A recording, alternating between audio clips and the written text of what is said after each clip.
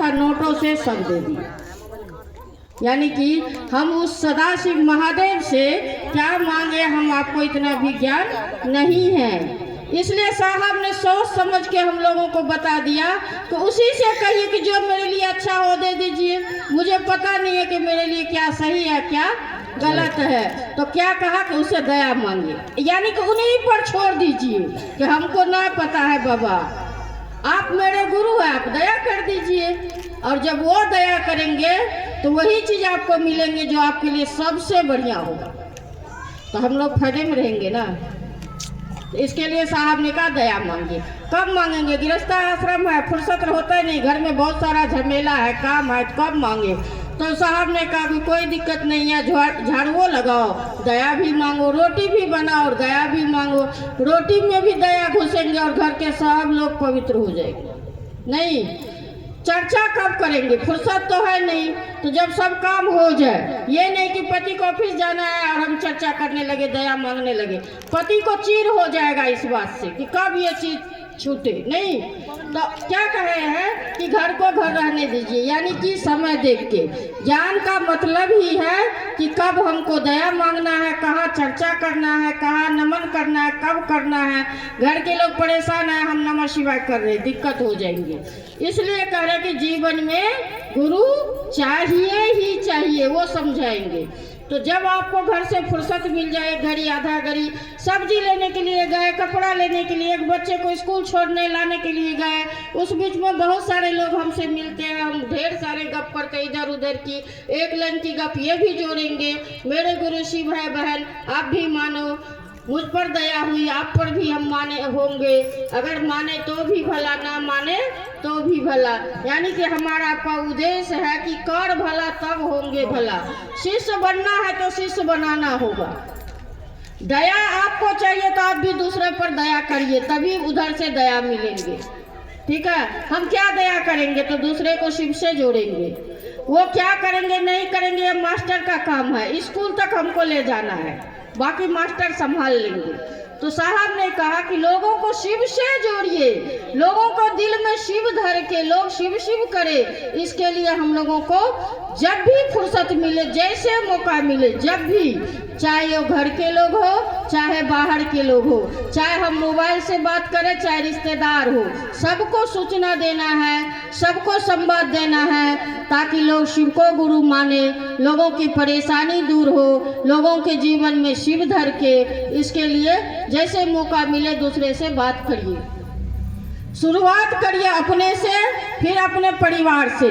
नहीं सुनेंगे, बहुत सारे लोग नहीं सुनेंगे, पति आपका नहीं सुनेंगे, क्योंकि पति को लगेगा शिव चर्चा का मन है, वहाँ जाना, हम ऑफिस जाए, ड्यूटी जाए कि तुम्हारे साथ साथ चर्चा में जाए। तो बड़े हल्के से समझाना है कि आपको चर्चा में जाने की कोई ज़रूरत नहीं है, आप काम पर जाइए, चलते चलते महादेव से दया मांग लीजिए। जब किसी से बात करिएगा दुनियादारी की, तो एक लाइन गप उसमें करिए कि मेरे गुरु शिव है, आप भी मानिए। गुरु की दया होंगे तो वो जरूर सुनेंगे, क्योंकि एक ही रास्ता है, एक ही विकल्प है, जाना इसी रास्ते से सबको है और जाएंगे वही।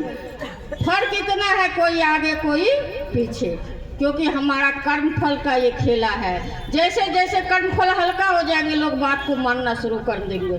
जब तक कर्मफल भारी रहेंगे, हम कहते रहेंगे, वो नहीं सुनेंगे। लेकिन हमारा जो काम है उसे हमें करना होगा। जैसे आप और हम जानते हैं कि बीमार भी है तो घर का पूरा काम करके यहाँ आई हूँ, नहीं क्यों? क्योंकि मेरे घर है और मेरा काम है। जैसे मन में ये विचार आएंगे कि मेरे गुरु शिव है, तो वो काम भी होंगे।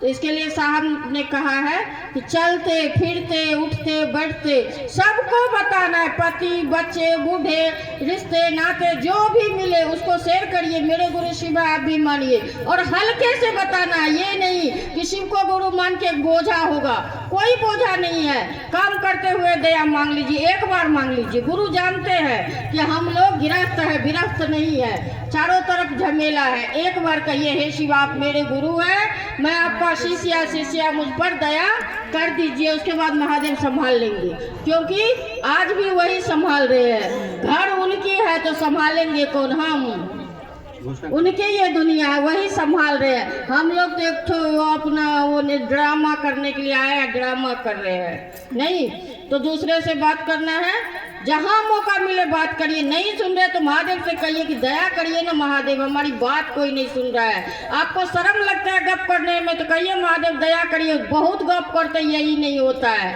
आपका बात नहीं मानते तो दया मांगिए। यानी कि सारे समस्या का समाधान 3 सूत्र क्या है? दया मांगिए, दया मांग के सारा काम शुरू करिए। चर्चा भी करिए, घर का भी काम करिए, दुनियादारी का करिए, खूब अच्छा लगेगा। और दूसरे को बताइए, मौका मिले तो नमः शिवाय से प्रणाम करने का प्रयास करिए। चलते रहिए, काम करते रहिए। सांस लीजिए, एक बार नमः, सांस छोड़े तो शिवाय, फिर काम कर रहे हैं, फिर महादेव याद आ गया 2 बार, सांस लिए नमः, सांस छोड़े शिवाय, फिर काम कर रहे हैं। कोई परेशानी नहीं है दीदी 3 सूत्र करने में। इतना कमाल का गुरु महादेव है, इतना सस्ता है, ज्ञान तो देते ही है, परिणाम फ्री है। इतना कमाल का गुरु है और शिव से बढ़ के कोई गुरु नहीं है। अगर आप लोगों का नाम का घोषणा नहीं हुआ है तो जो बहन दीदी अभी तक नहीं जुड़ी है, एक बार अपना नाम का उद्घोष करवाइए। अच्छा तो जरूर लगेगा, नहीं लगेगा तो छोड़ दीजिएगा, कोई दोष बीस नहीं है। और दूसरी बात, अगर किसी को आप गुरु मान लिए हैं पहले, फिर भी शिव को गुरु मान सकते हैं, क्योंकि गुरु महादेव देवादिदेव है, सबसे ऊपर है, उसके बाद ही कोई गुरु है। आप लोगों से यही प्रार्थना करती हूँ, यही विनती करती हूँ दीदी। इधर बहुत सारे लोग हैं लेकिन अनजान हैं। आप लोग प्रयास करेंगे तो बहुत लोग जागरूक हो जाएंगे, बहुतों के दिल में शिव धड़केंगे। तो प्रयास करिए कि दूसरे को भी शिव से जोड़ना है। जैसे जैसे हम लोग दूसरे को जोड़ते हैं, स्वयं आप भी जुड़ते चले जाएंगे। इसलिए 3 सूत्र जरूरी है। 3 सूत्र करिए। आप सबको प्रणाम। चलिए चर्चा सुनेंगे। किरण गुरु बहन जो स्वरूपनगर से आए हैं, अपने गुरु की बात रखने का प्रयास करेंगे। किरण गुरु बहन आज से अभी से शिव को गुरु रूप में स्वीकार किए हैं। इनके शुभ नामों की